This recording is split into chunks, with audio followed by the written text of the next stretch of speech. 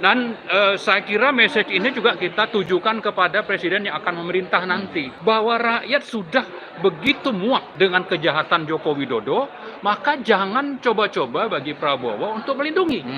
Tokoh nasional juga mengatakan kerusakan yang dilakukan oleh Jokowi ini mungkin tidak bisa selesai dalam 5 generasi pemerintahan.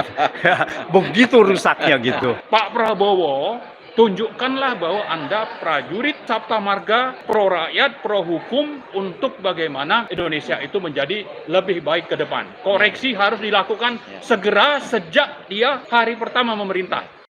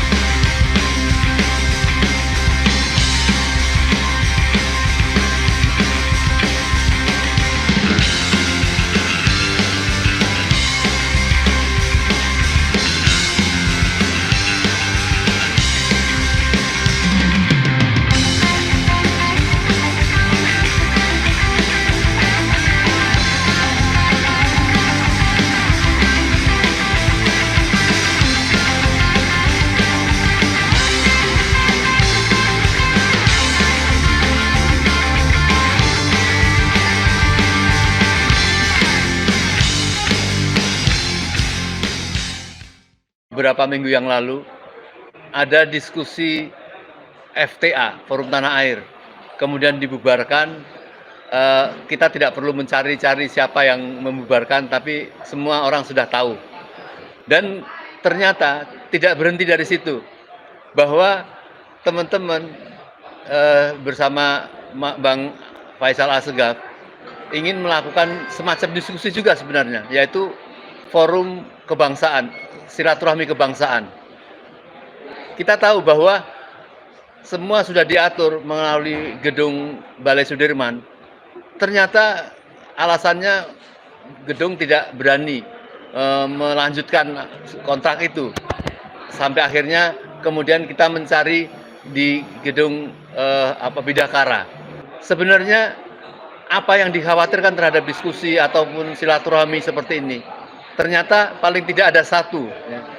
Kalau saya terbetik dari preskon dari tadi, yang paling seru itu adalah dari Bang Refli sama Bang Roy. Yaitu ternyata kita takuti fufu fafa, fufu bendera.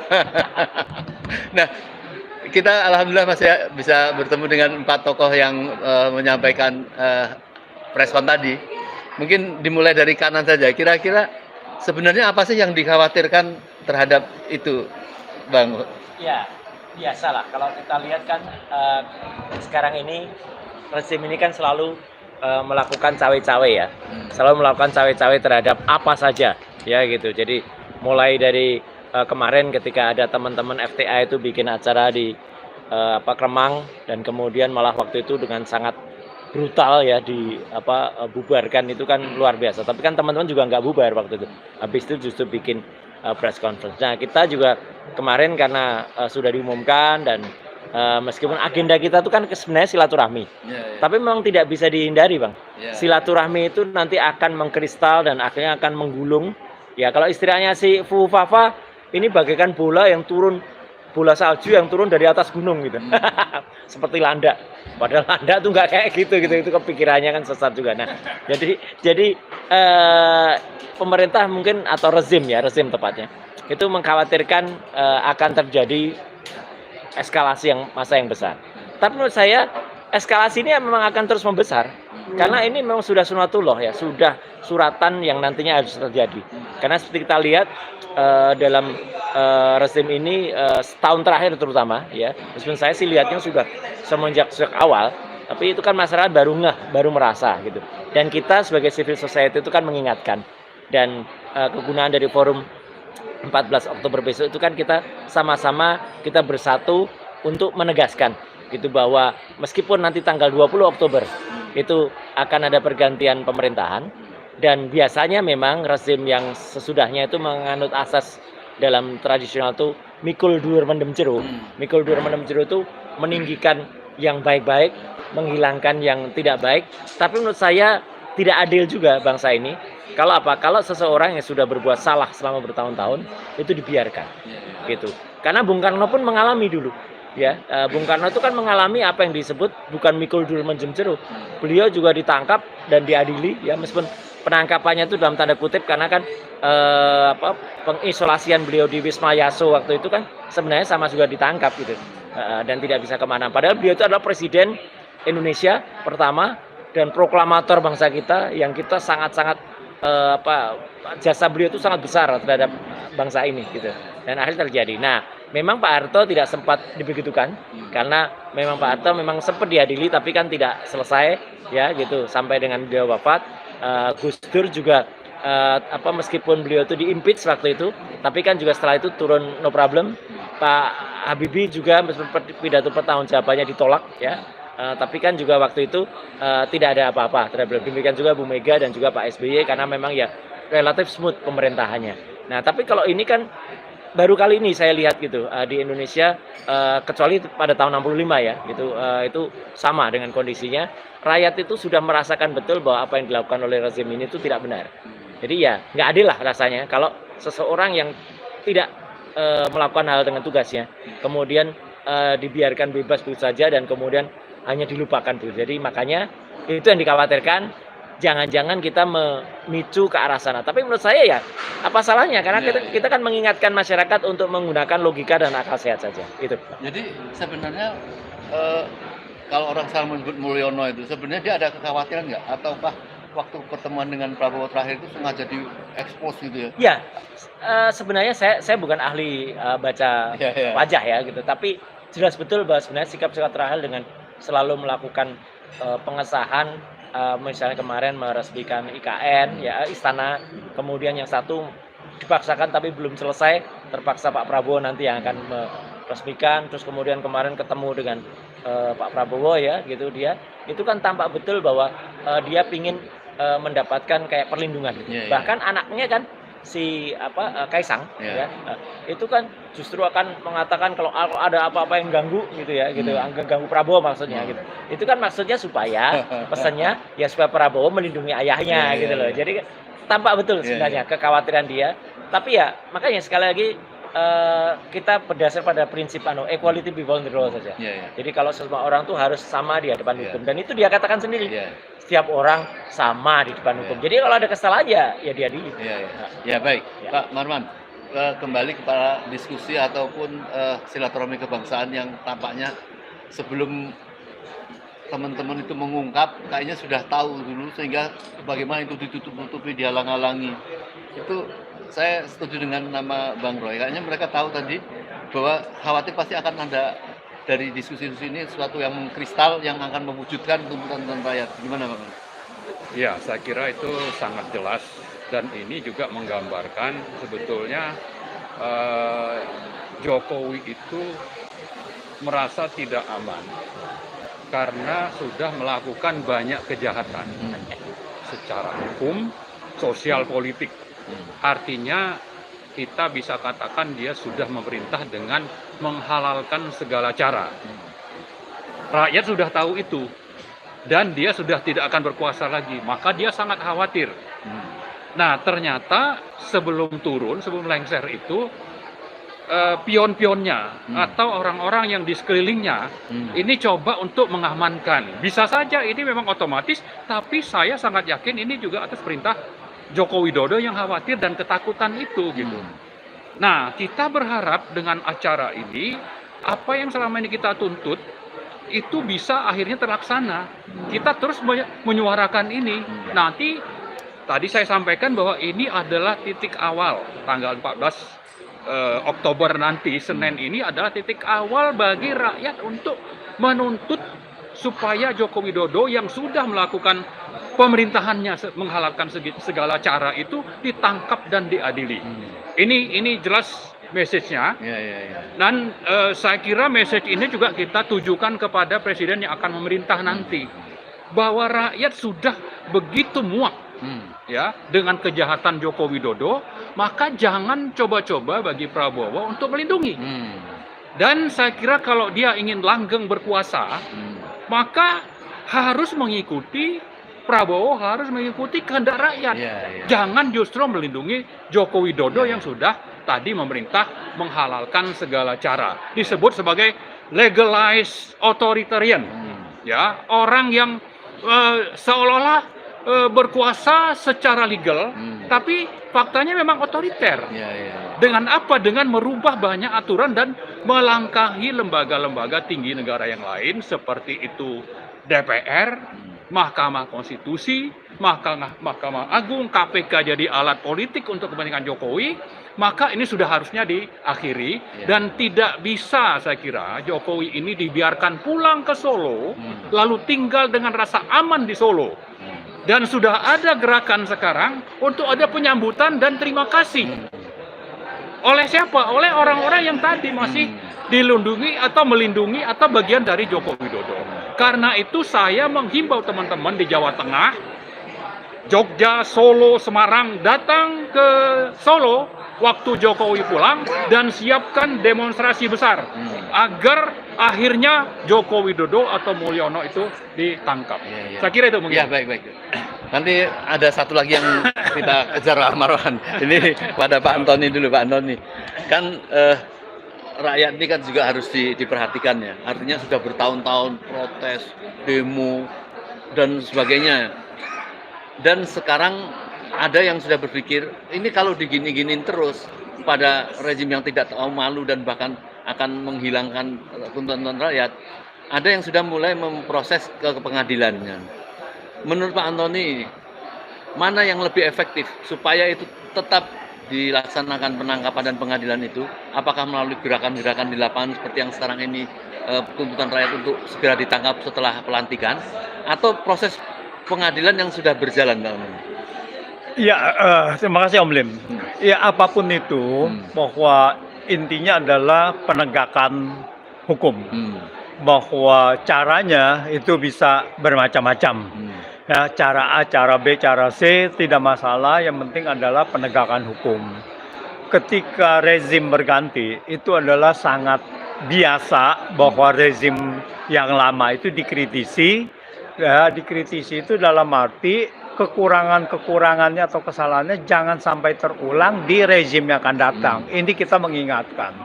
Jadi kalau kita lihat bahwa diskusi FTA tadi yang lagi ini yang dibubarkan, sebenarnya tidak lain dari itu, bahwa anak bangsa ini mau memberikan kontribusi, mau mengkoreksi hal-hal yang buruk itu agar jangan terulang. Nah, tetapi kalau kita lihat pemerintahan Jokowi ini kan, ya Jokowinya sendiri ini kan kelihatannya paranoia.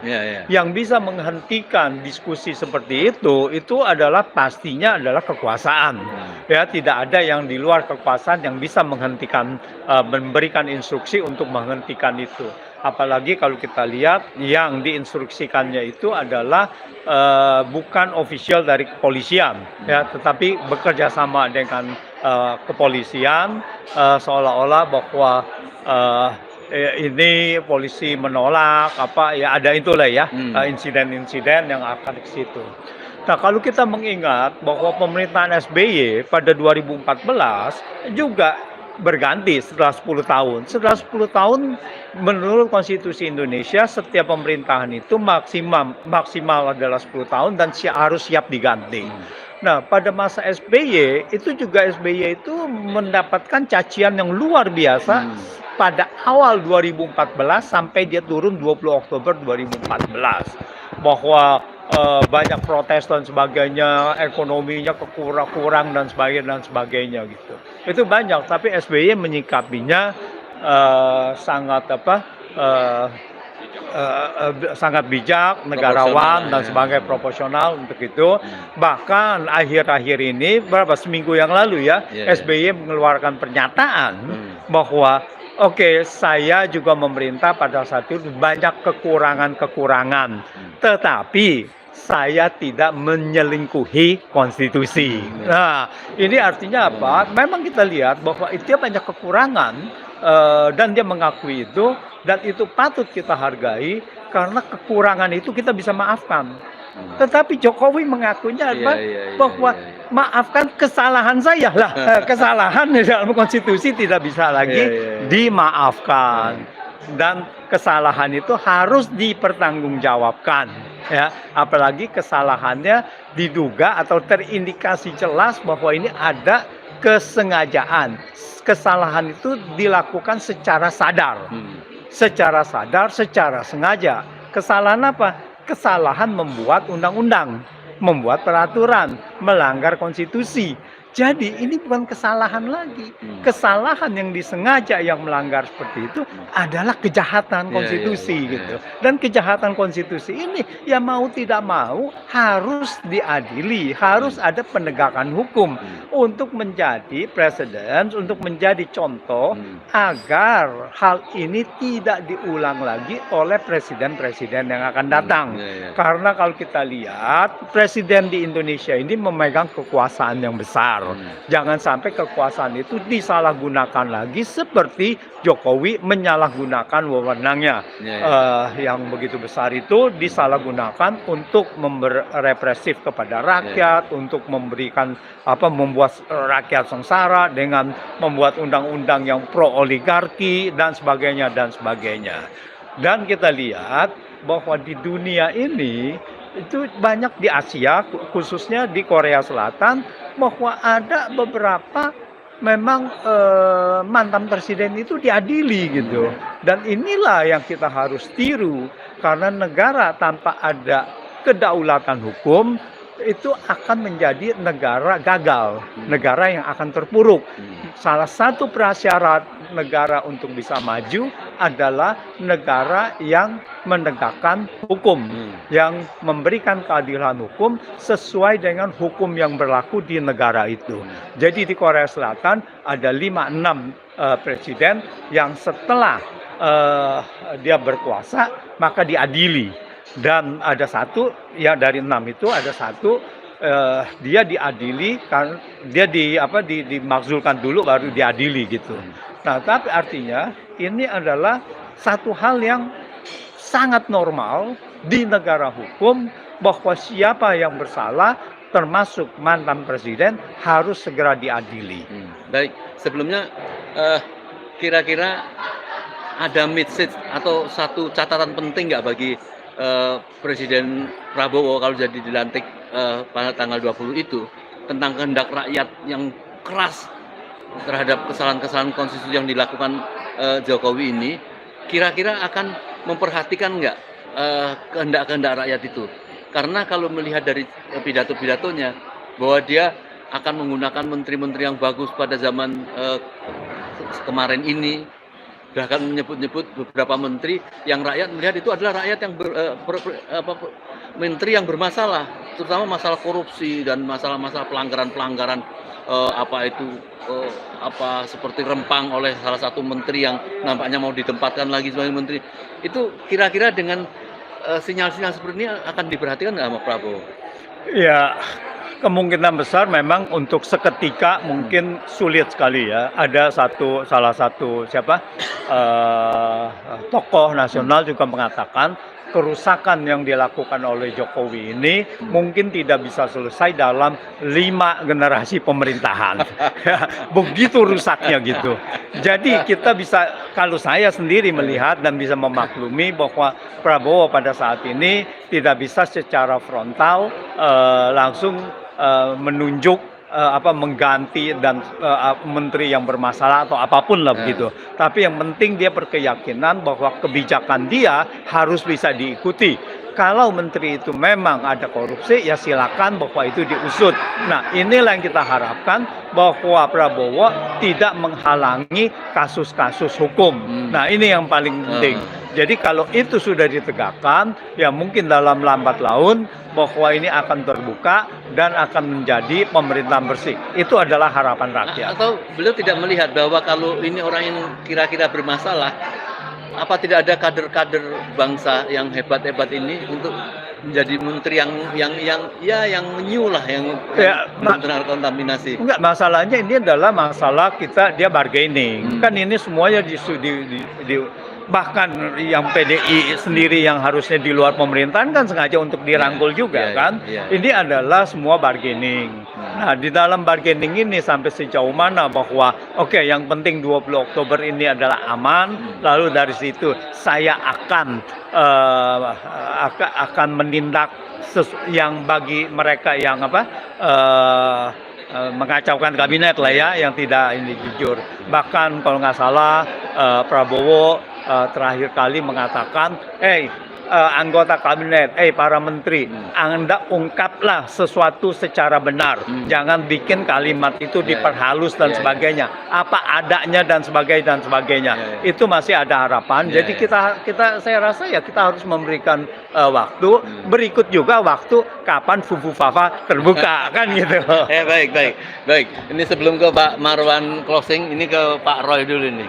Ya, masalah kita kan tahu bahwa tentu Bang Roy mengungkap masalah Fafa ini bukan karena kebencian, itu yang tidak lagi fitnah ya. Betul. Karena Bang Roy juga tahu bagaimana kerusakan yang luar biasa dan nampak malaikat ini kayak memberi bantuan ya. Ini para YouTuber, para wartawan itu mau mengungkap bagaimana ini kan tidak bisa tahu-tahu ada Fafa itu yang nampaknya amunisi dari malaikat untuk membantu rakyat yang dibawakan oleh Pak Roy. Ini gimana? Ya, inilah sebenarnya yang kita sebut sebagai sunatullah ya. Artinya sudah garisnya atau sudah waktunya. Wis wayahe gitu atau sudah saatnya kalau istilah yang sering kita dengar. Karena sebenarnya kalau memang sudah waktunya, apapun yang dilakukan, rekayasa apapun ya pasti akan dilawan atau akan mendapat perlawanan dari atas, dari Allah Subhanahu wa taala. Yang terjadi dengan Fufu Fafa ini kan sebenarnya sederhana, ya gitu. Dulu memang itu dilakukan oleh sang wapres terpilih, ya gitu. Dan itu meskipun sudah dilakukan 10 tahun yang lalu atau bahkan sudah sekitar 5 tahun yang lalu, tapi kan jejak digital itu kan nggak mungkin hilang. Nah, ada upaya untuk menghapus jejak itu, tapi kan teman-teman netizen plus 62 ini kan yang luar biasa. Mereka saling menampilkan, mereka kolaborasi, koordinasi yang luar biasa bagus, dan mereka tanpa dibayar loh ya. Mereka itu melakukan identifikasi, melakukan investigasi yang luar biasa, dan itulah muncul data-data yang ada di mana-mana. Nah, saya kan kemudian merangkum semua data-data itu menjadi sebuah information. Ketika information itu kita sajikan dengan bagus, itu kan menimbulkan satu pengetahuan bagi masyarakat, menimbulkan satu knowledge bagi masyarakat. Nah, itu baru kemudian masyarakat nggak, wih, berbahaya banget ya calon pemimpin kita kalau kayak gini. Nah, baru di situ harusnya wisdom yang terbentuk, kebijakan terbentuk itu bisa dimanfaatkan baik oleh aparat hukum atau minimal oleh KPU atau minimal oleh wakil rakyat kita ya untuk melakukan tindakan terhadap sang Fufu Fafa gitu. Jangan dibiarkan saja, ini jelas kok gitu. Jadi artinya ini fakta yang tidak mungkin diubah lagi, dan saya sudah menyampaikan karena saya itu nggak ada pretensinya sama sekali. Kalau A ya kita katakan B, ya kalau B katakan B. Demikian juga sebenarnya dengan kepolisian, BSSN, yang juga sebenarnya mereka sudah tahu juga. Gitu. Tanpa tahu itu apa? Karena saya dilaporkan dan sampai dengan sekarang bingung sendiri aparat yang dilapori itu. Karena kan kalau diteruskan mereka kan harus memproses. Kalau memproses kan harus membuka data, harus ada comparing data. Dan gue temuan data yang benar kayak apa. Demikian juga BSSN, Badan Cyber dan Sandi Negara. Sesuai dengan bocoran oleh Tempo kan mereka juga sudah membuat statement bahwa itu sebenarnya adalah sama dengan wapres terpilih. Jadi kan kalau ini semua sudah muncul, kan berarti kita ini kan justru kita ini kehadiran kita yang ada hari ini ya gitu, saya Pak Marwan kemudian juga Prof Antoni itu kan bagian dari masyarakat yang ingin mengingatkan kita atau ingin menyelamatkan bangsa ini dari bencana besar yang bisa lebih terjadi. Kalau ini tidak kemudian muncul atas tangan-tangan Tuhan tadi ya melalui netizen, ya mungkin kita baru akan mengalami tiba-tiba nanti kalau itu terpilih, kemudian setelah itu jalan pemerintahan tiba-tiba terjadi, ini tidak kita harapkan loh ya, tiba-tiba terjadi sesuatu pada presiden terpilih kita, pada Pak Prabowo, kan yang naik wakilnya, apa jadinya bangsa ini gitu loh. Kalau kemudian dia kemudian menjadi orang nomor satu di negeri ini dengan segala sejarahnya yang ada pada kemarin. Jadi kita benar-benar ini sebenarnya tujuannya adalah baik ya, lillahi ta'ala kita ingin menyelamatkan bangsa ini. Ya, baik, terima kasih. Ya, oke, makasih. Terakhir Pak Marwan, closing statement ini ya. Tentunya perubahan penyelamatan negeri ini jangan hanya dilakukan oleh tokoh-tokoh saja kan. Dan ini harus merata kepada rakyat, bahwa yang ingin menyambut perubahan dan penyelamatan ini kan kita semua gitu. Dan tentu Pak Marwan punya berharap supaya ini sukses ya, termasuk di Solo itu secara tidak aman.